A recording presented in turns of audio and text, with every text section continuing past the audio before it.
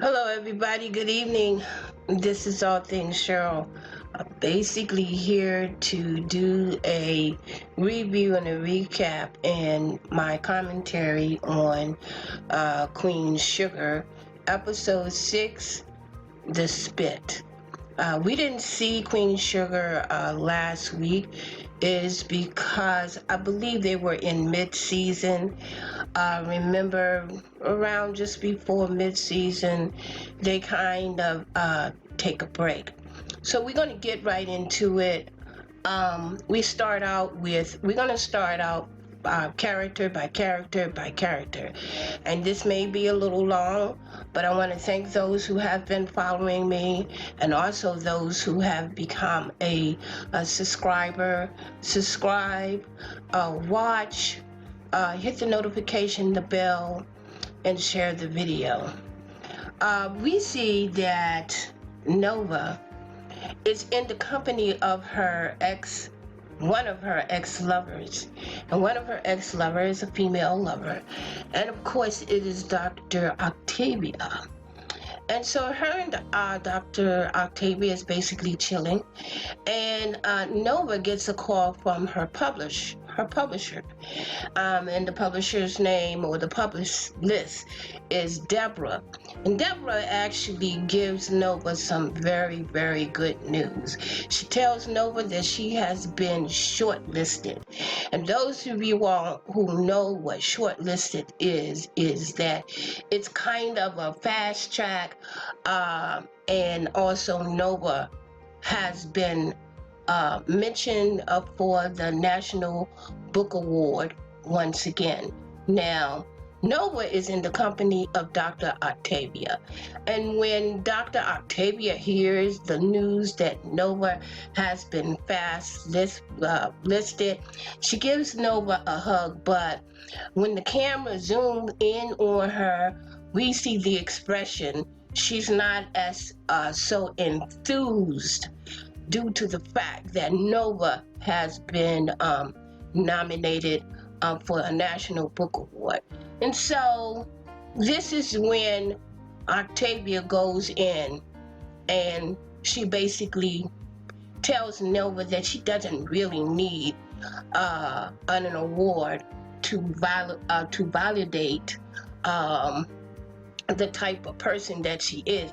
Nova feels that since she has been fast tracking, not once but twice, since she started out on this book tour last week or so, that they have been fast tracking. It seems like every time Nova goes to a town and she presents and she promotes this book, she gets, rave raise. And so Dr. Octavia goes in, and in my opinion, in my view, she tries to chop at Nova's self-esteem by telling her she didn't really need a book to validate her. And then basically Nova looks at her as if, all right, I'm gonna give you this one.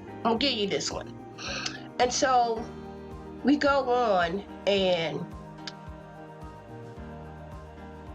Nova, you have Blue and Kenya. And anybody knows who's been following Queen Sugar knows that Kenya is Blue's dog.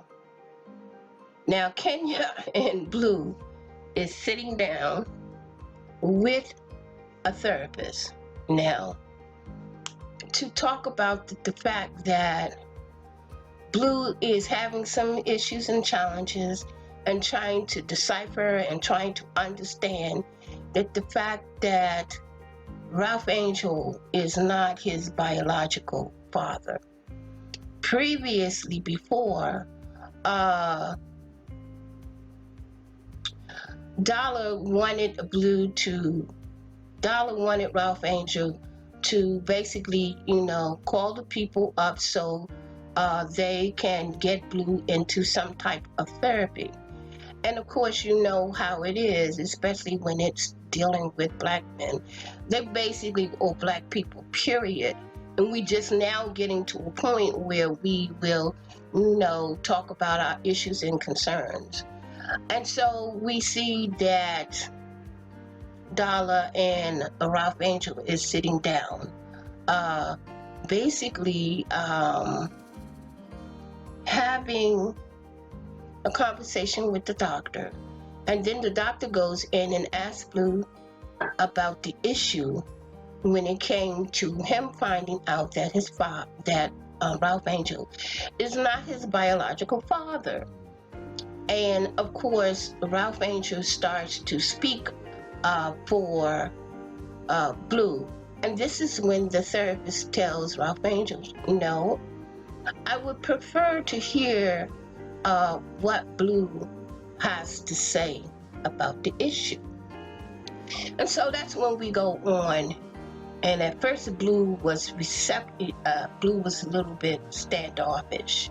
And so the doctor noticed that Blue was basically playing with Kenya. And so she asks Blue, she says, what's the name of your doll? And so Blue says, her name is Kenya.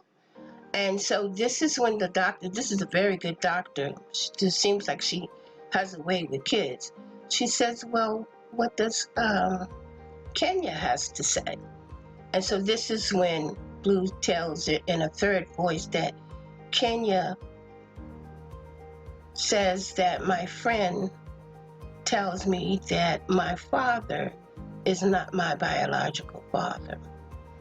And so this is where the doctor and Raiph Angle and Darla are basically sitting there and listening to what Blue has to say. So this is when the doctor had Blue to basically step out, of the room for a minute, and to tell Raiph Angle and Darla that Blue is okay. He's, right where he belongs. But what it is that you have to prepare for Blue to have what the future basically would look like for Blue beyond. And so, of course, this was the assignment. And so we go on, and we see that Charley is basically getting ready to throw her hat in at the becoming a councilman woman, basically for the highway that they're trying to run into the parents. And so we see that Charley has basically signed the paperwork, and that she is officially, she has not made her announcement yet, but she has made the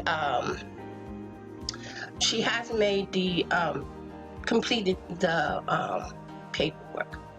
And so as we go on, we see that Aunt Violet and Hollywood. We see that Aunt Violet in Hollywood is basically at home, relaxing in bed. And apparently, Aunt Violet is having some challenges as far as performing in the bed. And Hollywood notices, and he says that Aunt Violet was basically more active, had more energy than he did, and she was always, eager and revved up, especially when it comes to, their intimacy in the bedroom and beyond. And so she tells, and Hollywood, wants to know what's going on. And she says, well, it's not going to happen. She's not going to have an orgasm, or she's not going to be, excited, as she normally is. And she tells Hollywood to don't worry about it. It has nothing to basically do with him. And that she's just not really, sex is not really her first priority right now. And so we go on and we see that Aunt Violet basically goes to the doctors to find out why she's not really attracted to her husband. And so the doctor tells her that everything is fine, but she does ask Aunt Violet, was there any situation or any problem that entered into your life which basically caused some stress towards you? And so basically Aunt Violet says yes, all of those above. She tells the doctor that her ex-husband Jimmy Dale has basically entered back into her life after 30 years.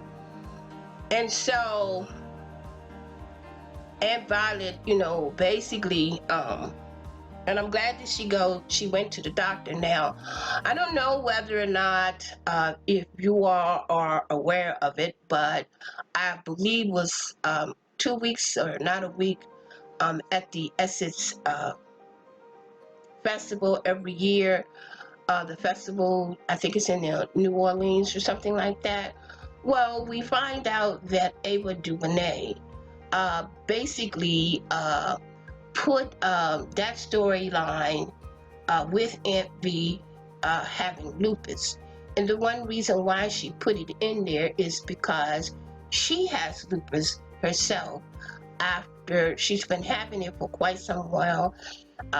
She's also explained that it is basically in remission, and that in order for it to stay in remission, that she has to basically take care of herself. So I say all of this is because it represents as to what is going on with Aunt Violet right now, due to the fact that she is a lupus patient, and right now the medication that she's taking is working, but something is moving in her life which might trigger her lupus to come back. And so I'm thinking that I'm glad that Aunt Violet basically went to the doctor to find out what was going on, and I wanted to let people know that Ava DuVernay herself is a lupus patient, and she's been channeling it and handling it, and which is very, very good. So we go on and we see that Kiki and Michael is basically having some issues and challenges. I don't think personally that the relationship with Kiki and Michael is going to continue on. I think maybe by the end of the season, Kiki and Michael might be splitting up. I'm not quite sure, but I'm thinking that they are, because she seems she's disenchanted, because she came over to Michael's house. She bought Michael a book, and Michael asked her if she wanted to go with him to the juvie to basically see his friend Aunt. And not too many people can get to see Aunt, because you have to be, a relative, but they kind of think that Michael may be a good influence on Aunt, so this is why they, allow him to be able to go in to visit. So I'm thinking Kiki and it's not going to be lasting that long. And so we go on and we find out that Charley has thrown in her hat, but we also see that Prosperous. Remember the little lady, or I forgot the name, I didn't write it down in my notes, and I didn't write it down, but apparently the lady is that Prosperous kind of sort of had a crush on, has basically come in to help, the campaign that Charley is about to do. And so it seems that Ava and them are giving Prosperous a little bit more storyline. I think that's very good to actually see older adults. Now we know that Aunt Violet is basically in her 60s, and I'm in my 60s. And that the writers are basically giving you a little bit more wider, letting us see that relationship after a certain age does not necessarily have to stop. And even with Aunt Violet marrying a younger man, the relationship does not have to stop. So it seems like the writers is putting a little storyline for Prosperous, and I kind of think this is kind of the reason why, because I think last week I told you guys that I think that land that Francis, the little scumball, the little snake, went and bought it under without Charley knowing it. I think that might be Prosperous land. I'm not quite sure, but I'm believing that might be Prosperous land. And so we go on. So we find out and we see that Charley is rearing up to run for the councilman. So then this is when we see Romero. Romero and Charley is basically at the campaign office. And Romero is telling Charley that in order for her to really, really, make a bid at it, to really, probably win this thing, is that she's going to have to go on the other side of the track. And the other side of the track is the community, is the Latino, the brown people. And in order to get, and in order for them to get to know who she is, because remember, Charley only had 2 days to basically register, so she's kind of hitting the ground, and she's kind of hitting the ground real heavy. So we see Romero and Charley at this, and also Micah, and this is where Micah actually gets to meet and kind of fill out Romero. And so we see Romero and Charley and Micah at this little community, I'm going to say / barbecue. And so this is when Micah are sitting in front of Charley and Romero. And Romero basically steps away from them to, I guess, get some kind of dessert or whatever from Micah. And so this is when Micah says to his mom, he says, you really like him, don't you? And so this is when excuse me, this is when Charley says, yes, I really, really do like her. And so Michael did not present any problems, any issues, or anything with Romero. Michael basically gave Romero validation. In other words, Michael told his mother that you basically deserve to be happy.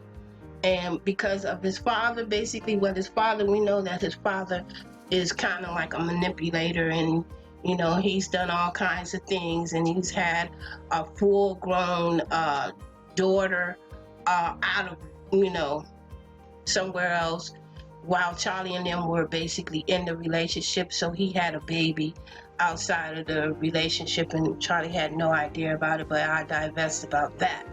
And the reason why, just some things that I heard about the internet. But anyway, we won't talk about this. This is about Queen Sugar. And so we go on, and then this is when Romero gets to tell Charley that in order for you to basically get these people to basically vote for you and to get them on your side, you're going to have to go to talk to this parishioner. You're going to have to go talk to this pastor. And the name of the pastor was Martinez. And so Martinez is basically very, very well known and everything. And so Charley tells Romero, she says, well, look, let me get up and let me go and, start meeting and greeting.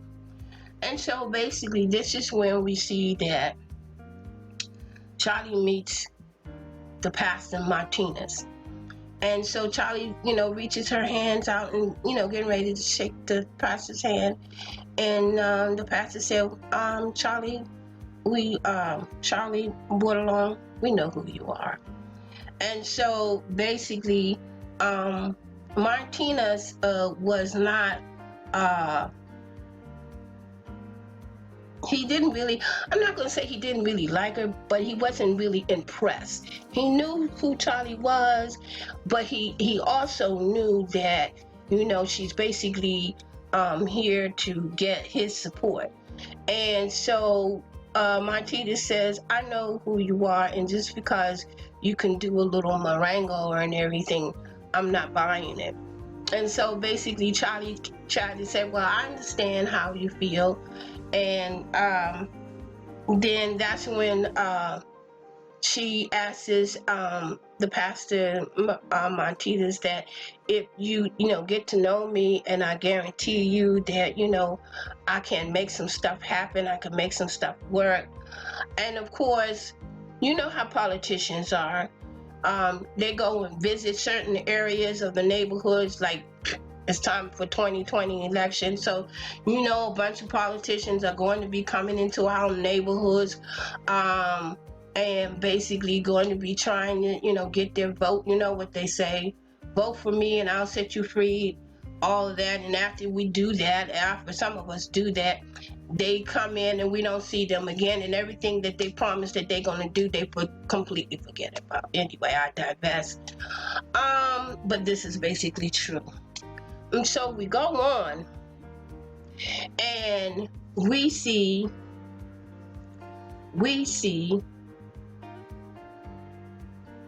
Nova and Dr. Octavius. Apparently, Dr. Octavius must have. No, I'm getting a little ahead of myself. Oh, yeah.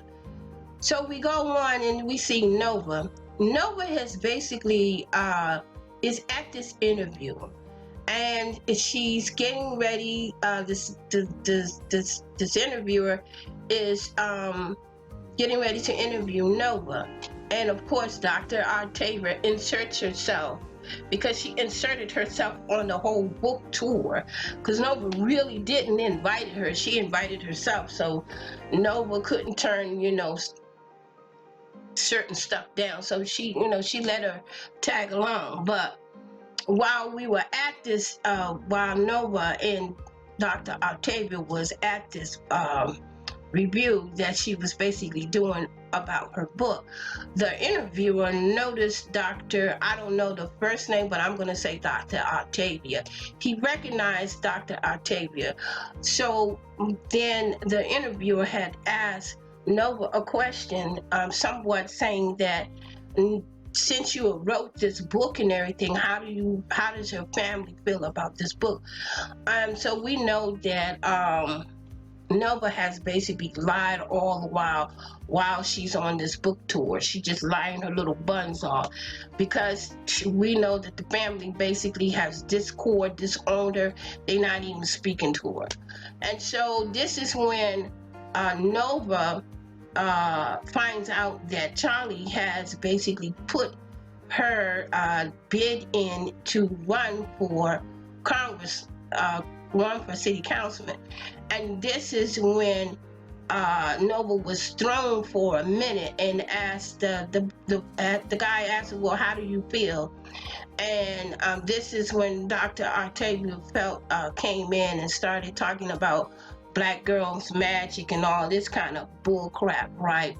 Because Nova did freeze for a minute, because she was caught off guard. This is like the second time Nova has been basically caught off guard.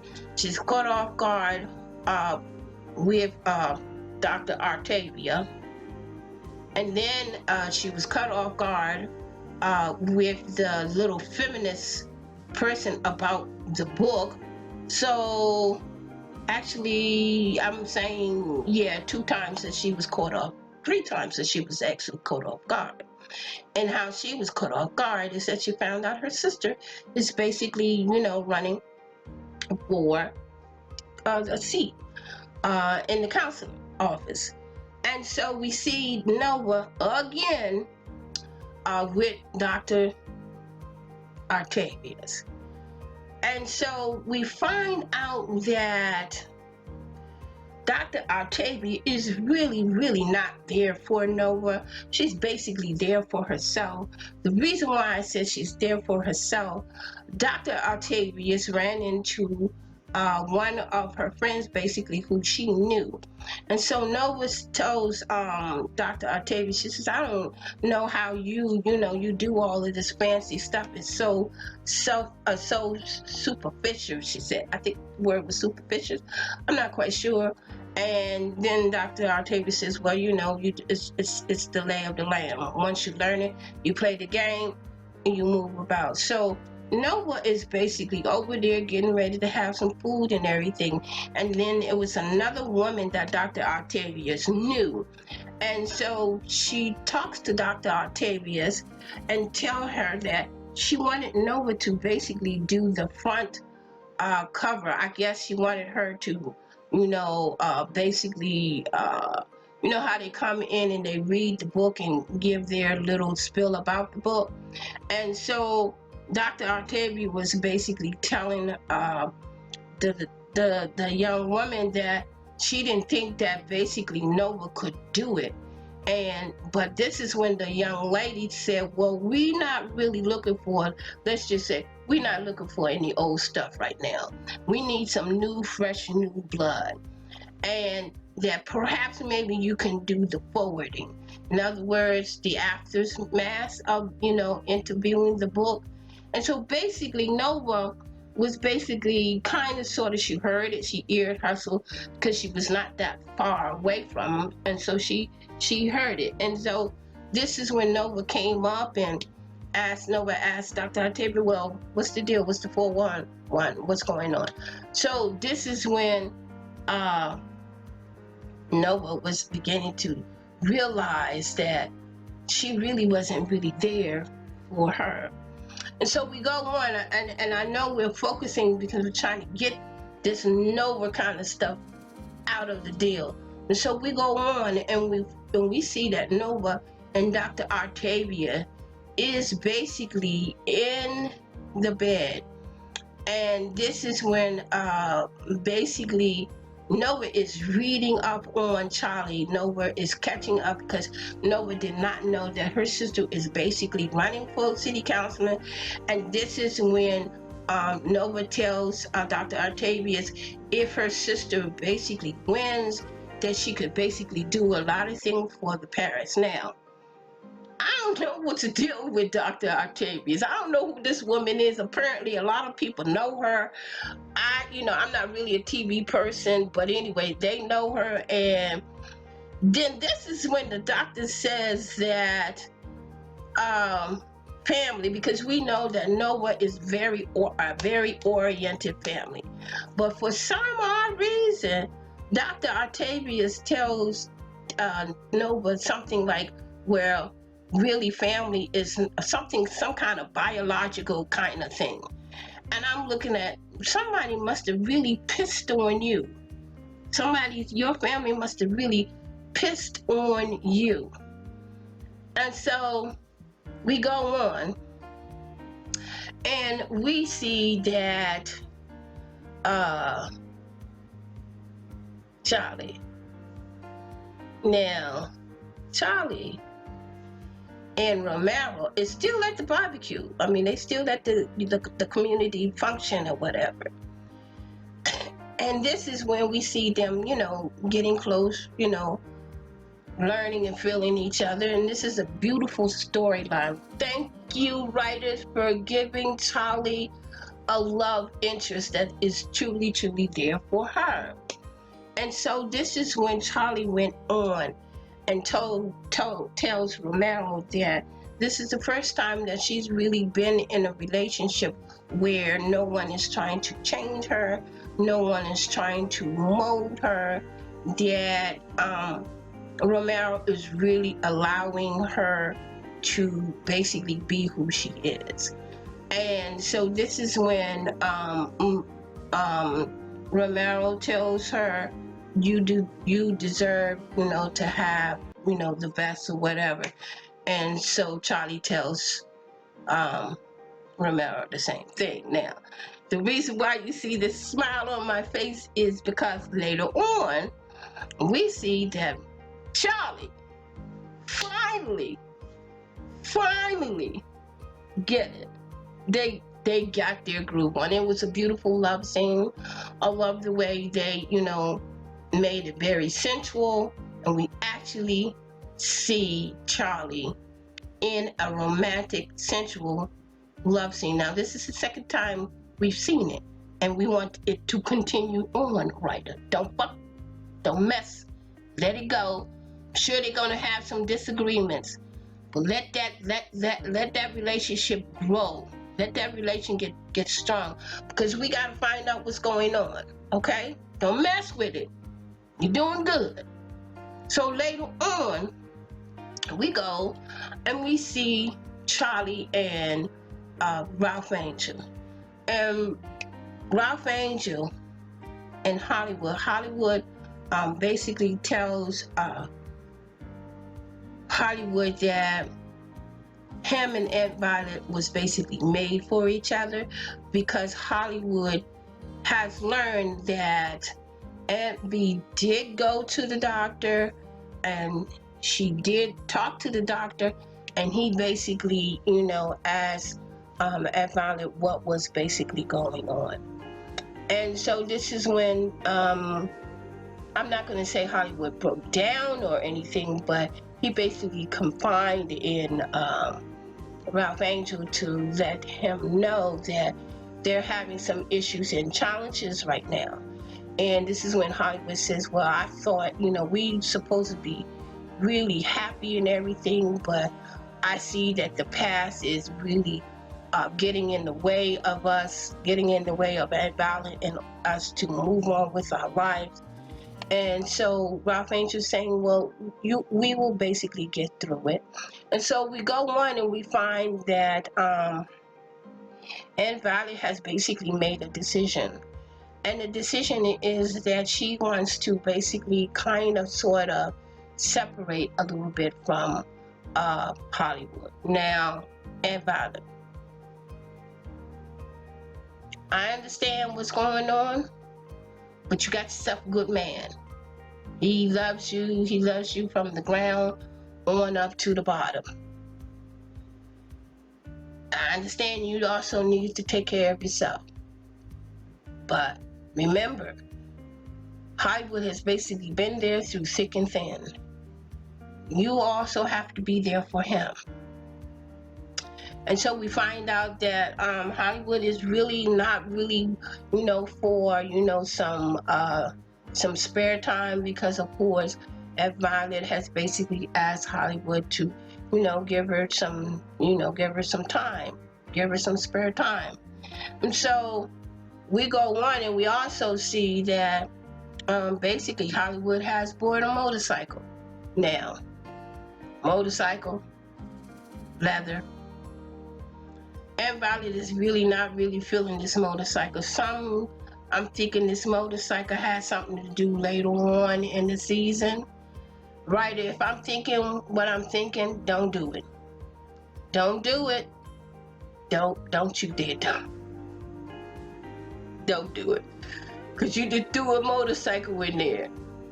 Now remember, I think it was the first season, the second season, where there was an explosion on the rig on the boat, and Aunt Violet was basically going crazy because she thought something might have happened to Hollywood. Don't y'all dare do that, because I'm figuring this motorcycle. Don't do it. But hey, but anyway, so we go on and we see Charley has went back to the parishioner, went back to Martinez, and basically we had a conversation in the dialogue, and it went something like this. Charley tells Martinez that black people has basically built this country, and Martinez basically tells Charley that yes, and we are basically taking care of this country by taking jobs that people don't want. And so remember that at one time we were basically in an area where is that we was considered second-class citizen with all of the stuff that's basically happening now, and with all of the political, what's all in the political air right now. African American and brown and black, we basically need to come together, especially and support our brown brothers and sisters, especially for the 2020 election. Keep that in mind. So Ava and DuVernay and their writers are basically saying, look, the black community and the brown community and the Native Americans, we need to come together and work as one. So basically, the parishioner, he wasn't really having it when he first met Charley. But when Charley went back the next morning, and he says, well, I'm gonna be basically there. Let's see what happens. And so while Charley is basically in the office, we see that they're preparing, and a brick comes into the window. Someone throws a brick in the window, basically trying to frighten and to send a message to Charley. In the meantime, while Charley is basically dealing with the brick and the fact that she got hurt, we see that Nova is basically really, really upset due to the fact that she finally finds out, and she finally sees that Dr. Artavius is not really there for her.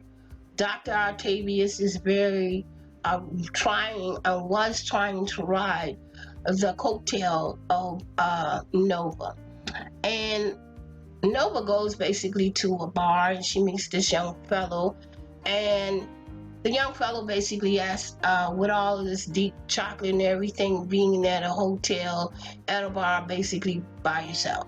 So basically Nova explained to the young guy, because the young guy tried to get fresh with Nova, and Nova basically turned it down. And she says, well, basically, I'm here with someone that really don't need to be here.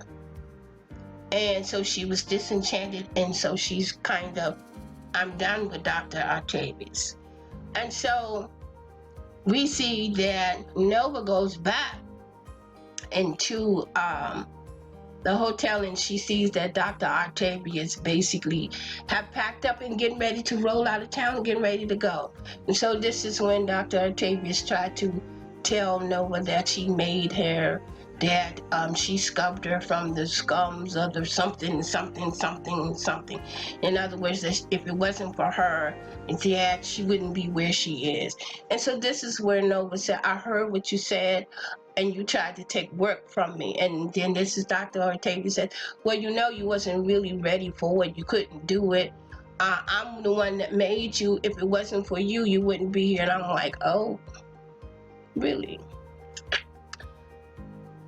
Are we jealous due to the fact that the pupil does not need the teacher?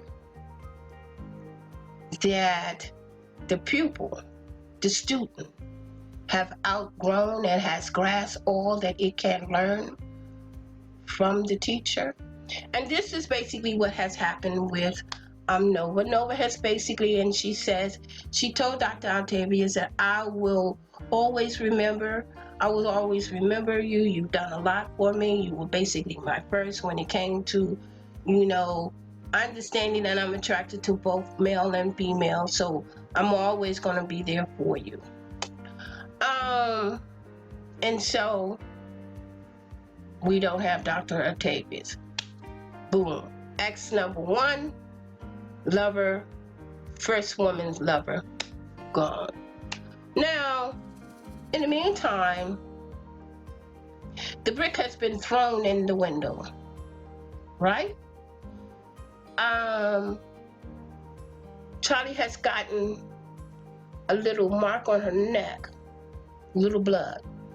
And so we find out that Romero tells Charley, because Charley was really ruffled, she was very frightened. And this when Romero tells Charley, look, This is what they want you to do. They want you to stop. They don't want you to move on. He tells her to fight. And so then we go on and we see that Nova is basically on the phone making a call, trying to get a hold of her sister. And of course, her sister is busy with her campaign. And so she leaves a message for her sister, and she tells her sister that she's very, very, excited, and she's happy that the fact that she's, running for the council. And so this is when we go back and we see that Charley and all of the family is basically there. And there's one person that's missing, and that person that is missing is Nova. Because if you notice when the camera panned and we saw that everybody, the family there, and the only person that was not there was Charley. And so basically we know that Charley says that, yeah, they threw a brick in my window, but that doesn't stop me. And so we know, and that was the end. Charley is getting ready to do a run, and let's see if she's going to win. Now, I don't know what you all are up to, writers, because there's a lot going on, and I've always been a long-winded when my commentaries. Now, if you're going to do this, give her a win. If you're going to mess with, don't do it. I don't have any words because you writers, y'all came out the box. So you got a lot of stuff because there's a lot of stuff that could go on. And the fact that Aunt Violet is given a break, I believe Jimmy Dale is basically, he ain't gone nowhere. And the fact that when Nova was basically at that little book soiree, and these two white women, and they was telling Nova that one of the white women said, I was really rooting for you and the white guy. And I was like, okay, that's what's going on. Is my boy, is the white guy coming back? We don't know. I don't know. It's a lot going on. It's a lot in the air. Kiki is not feeling Micah. It's a lot that's going on.